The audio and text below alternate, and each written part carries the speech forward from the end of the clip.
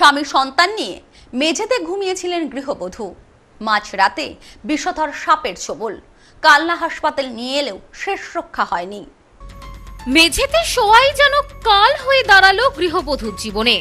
গভীর রাতে বিষাক্ত সাপের কামড়ে মর্মান্তিক মৃত্যু গৃহবধূর মৃত্যুতে শোকের ছায়া নেমে এসেছে পরিবার সহ গোটা এলাকায়।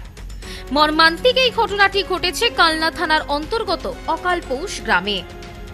পরিবার সূত্রে জানা যায়, মৃত মহিলার নাম সুভদ্রা দাস, বাড়ি কালনা থানার অকালপৌষ গ্রামে। ঘটনা সূত্রে জানা যায়, অতিরিক্ত গরমের কারণে বাড়ির মেঝেতে স্বামী কালীপদ দাস, তার ছোট মেয়ে এবং সুভদ্রা তিনজন পাশাপাশি শুয়েছিলেন। রাত গভীর হলে আচমকাই সুভদ্রা চিৎকার করে ওঠেন সাপ সাপ বলে। তখনই ঘুম ভেঙে যায় পরিবারের অন্যান্য সদস্যদের। কেউ বুঝে উঠতে পারেননি ঠিক কি ঘটেছে, তবে সুভদ্রা জানিয়েছিলেন তার পায়ে কিছু একটা কামড়েছে। মুহূর্তের মধ্যেই বাড়িতে আতঙ্ক ছড়িয়ে পড়ে।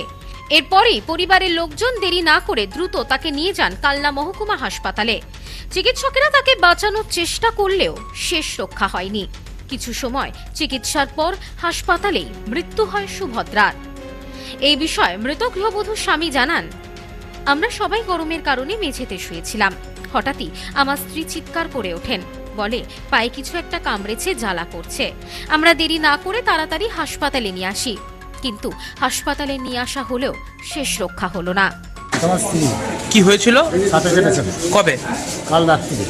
আচ্ছা, মানে কি, মানে উনি ঘুমাচ্ছিলেন নাকি? উনি ঘুমাচ্ছিলেন, আমরাও ছিলাম তিনজনে।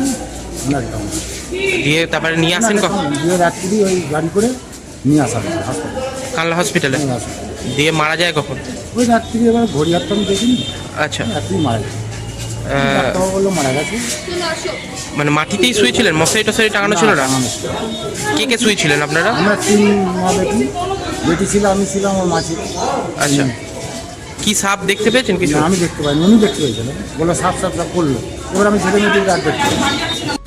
গৃহবধূর এমন মর্মান্তিক মৃত্যুতে শোকের ছায়া নেমে এসেছে পরিবারে।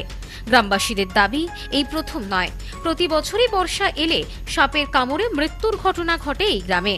তাই পুলিশ প্রশাসনের পক্ষ থেকে বিষয়টি যেন নজর দিয়ে দেখা হয়, আগামী দিনে যাতে এই ধরনের ঘটনা আর না ঘটে। Bureau report, news no man's land, Kalna.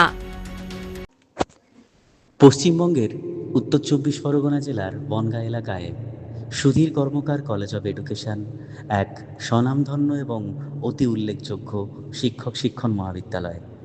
বর্তমান এই শিক্ষক মহাবিদ্যালয়ে নতুন শিক্ষাবর্ষে বিএড অ্যাডমিশন চলছে।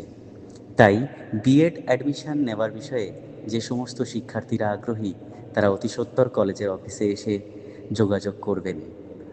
আমাদের কলেজের ঠিকানা গোপালনগর, চরচালকি, বনগাঁ, উত্তর 24 পরগনা। পিন নম্বর 743235।